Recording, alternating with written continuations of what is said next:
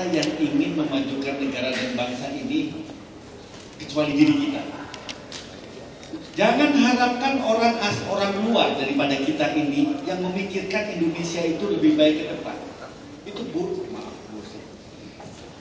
Oleh karenanya, para pendengar yang saya hormati, artinya semangat itu mesti koheren dan built-in di dalam diri kita, apalagi generasi muda, untuk terus tanpa kenal lelah dan tanpa pamrih untuk terus semangat untuk memperjuangkan hakikat daripada harapan dan tuntutan masyarakat kita di seluruh Indonesia. Kemudian yang kedua, kami terinspirasi banget sama apa yang disampaikan oleh para narasumber ini. Benang merahnya adalah apa yang seperti Pak Yai katakan, apa yang sedang kita perjuangkan itu adalah semata-mata untuk kepentingan bangsa dan negara hari ini dan masa depan. Oleh karenanya, kalau itu yang kita terus perjuangkan, maka dan pasti saya yakini Allah akan memberikan perlindungan dan dorongan, dukungan kepada kita semua. Yang berikutnya, kontekstual dengan eksistensi, harkat, martabat DPD sebagai sebuah lembaga perwakilan yang dilahirkan sebagai buah reformasi yang dilahirkan oleh Pak Rudi dan kawan-kawan. Ini supaya kita ketahui ya, waktu DPD belum lahir, itu yang melahirkan adalah sahabat kami Pak Rudi dan kawan-kawan. Oleh karenanya pada waktu itu kebetulan banyak pelaku sejarah yang masih hidup saat sekarang itu ditengarai dengan karena tekanan-tekanan politis dan sebagainya, ditengarai dengan berbagai kompromi.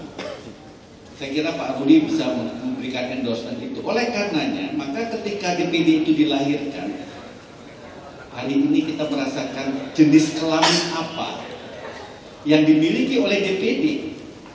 Laki bukan, perempuan bukan, masa iyo banci itu kan. Nah sementara opini masyarakat yang mengharapkan tadi kalau memang DPD ini sebagai kemubaziran lebih baik dibubarkan aja. Dan kami setuju, meskipun pembubaran DPD sebagai sebuah institusi lembaga perwakilan di dalam konstitusi harus juga melalui amandemen. Oleh karenanya, maka mumpung kita menata sebuah sistem tata negara yang mengedepankan hadirnya sebuah tujuan untuk kemaslahatan seluruh rakyat, maka DPD saya kira harus dioptimalisasi, bukan mengambil kewenangan dari teman-teman kakak kandung kita yang senior. Dan kami dengan Golkar sudah ada kesepahaman secara platform tadi yang sudah disebutkan bahwa di dalam konstitusional reform atau penataan itu ada dua isu. Yang satu adalah penguatan sistem presidensial dan satu adalah penguatan keberadaan daerah. Yang mempunyai implikasi terhadap penguatan daerah khususnya, semua peranata, semua konstelasi institusional dan sebagainya itu harusnya juga dioptimalkan sesuai dengan penguatan daerah itu, termasuk akhirnya lembaga DPD dan DPRD.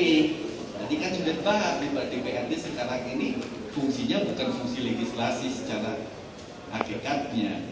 Dan oleh karenanya saya kira teman-teman, kita semua di sini saya kira sepakat bahwa di dalam menata sistem konstitusi ke depan itu kita akan menghadirkan sebuah isu untuk menguatkan daerah. Karena tadi di awal saya katakan dan sesuai dengan apa yang disampaikan oleh Pak Yai kita, kalau daerah kuat, maka automatically Indonesia insya Allah akan menjadi baik. Nah oleh karenanya tanggung jawab kita lah sekarang, seluruh negarawan, tokoh bangsa ini yang nanti akan di-arrange oleh Pak Yai kita akan melaksanakan sebuah konstitusi yang jilid kedua yang nanti insya Allah akan kita selenggarakan sebelum puasa, dan itu akan kita hadirkan berbagai negarawan bangsa, tokoh-tokoh bangsa, tokoh-tokoh masyarakat yang mempunyai komitmen dasar, mempunyai sebuah komitmen besar kita. Bagaimana karyawan politik tidak dihadirkan ya? Karyawan politik kalau dulu sebagai penontonnya juga boleh Pak ya. Supporternya. Tapi yang saya dapat dari benang merah dari diskusi ini adalah sesungguhnya kita semua sangat berharap besar pada kita semua Kita berharap kepada kita semua yang pasti bagaimana kita bisa mencari solusi terhadap persoalan bangsa yang masih tersisa pasca 4 tahap amandemen itu untuk menjadi sebuah peranata hukum kita bernegara melalui penataan konstitusi yang kelima kalinya. Saya kira itu saya kira Pak Ruli juga sudah manggut-manggut, berarti dia juga mengamini itu karena beliau ini harus bertanggung jawab. Kenapa jadi DPD sekarang nggak jelas jenis kelaminnya? Karena beliaulah yang melahirkan kita semua, termasuk saudara-saudaraku sekalian. Terima kasih. Assalamualaikum warahmatullahi wabarakatuh. Waalaikumsalam. Pada para pendengar, saya mengucapkan terima kasih dan tetap semangat untuk kita sedang memperjuangkan aspirasi para pendengar yang ada di seluruh Indonesia sekalian. Mudah-mudahan dukungan ini kita dapatkan dan Allah memberikan ridho kepada kita. Amin.